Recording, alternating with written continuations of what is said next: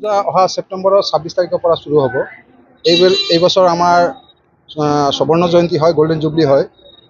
তো এই বছৰ আমি অলপ দুৰ্গা পূজাটো যাতে আমি সমগ্ৰ আসামবাসীক দেখাব পাৰোঁ যে আমি এটা ইয়াতে পাথৰঘাটত এটা পূজা পাতিছোঁ।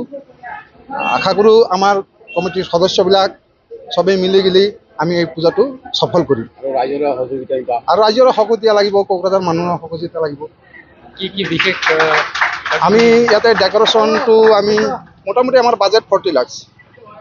ডেকোরেশন হ'ব, পেন্ডেল হ'ব, লাইটিং হ'ব, সব মিলি কিনি আমি এটা ভাবিছোঁ। আজি যেনেকৈ আমাৰ খুঁটি পূজা হ'ল আৰু ব্লাড ডোনেশ্যন কেম্প আমি এটা কৰিছোঁ, তাতেও আমি সফল হৈছোঁ।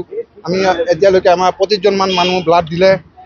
তো এনেকৈ আমি আৰু আগত যাতে সফল কৰা যায় সেইটো লৈ আমি চিন্তা কৰিম কেনেকৈ কি কৰা যায়।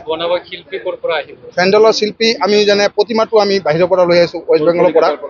আৰু শিল্পী পেণ্ডেলৰ শিল্পী আমাৰ লোকেল আছে, বাহিৰৰো আছে। আৰু আপোনাৰ ডেকোৰেশ্যন লাইটিং এইটো আহিব ৱেষ্ট বেংগলৰ পৰা। গতিকে আমি চাৰিওফালৰ পৰা এটা চেষ্টা কৰি আছোঁ যাতে এই পূজাটো আমি সফল কৰিব পাৰোঁ। আমাৰ কৰ্মীবিলাকো ইয়াতে লাগি পৰি আছে। আজি আমাৰ এই প্ৰগ্ৰামটো মোটামুটি ভালে ভালে গৈ আছে। আশা কৰোঁ ভালে ভালে যাব। পেণ্ডেলৰ বিশেষ আকৰ্ষণ থাকিবলগীয়া পেণ্ডেলৰ বিশেষ আকৰ্ষণ এতিয়ালৈ আমি ফাইনেল চিলেক্ট কৰিব পৰা নাই। এতিয়া আমাৰ তাত 10টামান আছে, প্ৰজেক্ট আছে। এই 10টাৰ ভিতৰত আমি এটা চিলেক্ট কৰিম। এতিয়ালৈ ফাইনেল কৰিব পৰা নাই। তাৰমানে আমাৰ জেগাটো এতিয়াও সৰু, অলপ প্লেচটো আমাৰ সৰু থকাৰ কাৰণে আমি কোনটো আমি কৰিলে আমাৰ ইয়াত এডজাষ্ট হ'ব এইটো এতিয়ালৈ আমি ডিছকাশ্যন কৰি আছোঁ আৰু কি কোনটো কৰিম।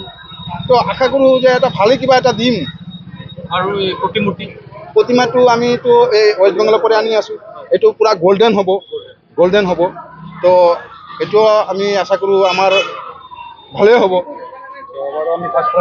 যোৱা বছৰো আমি প্ৰতিমাত ফাৰ্ষ্ট প্ৰাইজ পাইছোঁ। এইবাৰ আকৌ আৰু ভাল হ'ব। এইটো চলিব আৰু আলোকসজ্জাও ফাইনেল হৈ গ'ল। সেইটো একদম পূৰা আপোনাৰ পূৰা লাইটিং হ'ব একদম। সেইখিনি ডাঙৰ ডাঙৰ গেট হ'ব। তো এতিয়া চাওঁ, এতিয়া সমগ্ৰ কোকৰাঝাৰবাসীৰ আশীৰ্বাদ আৰু আমাৰ কমিটিৰ মানুহবিলাকৰ পৰিশ্ৰম কেনেকৈ কি কৰিব পাৰোঁ। ধন্যবাদ।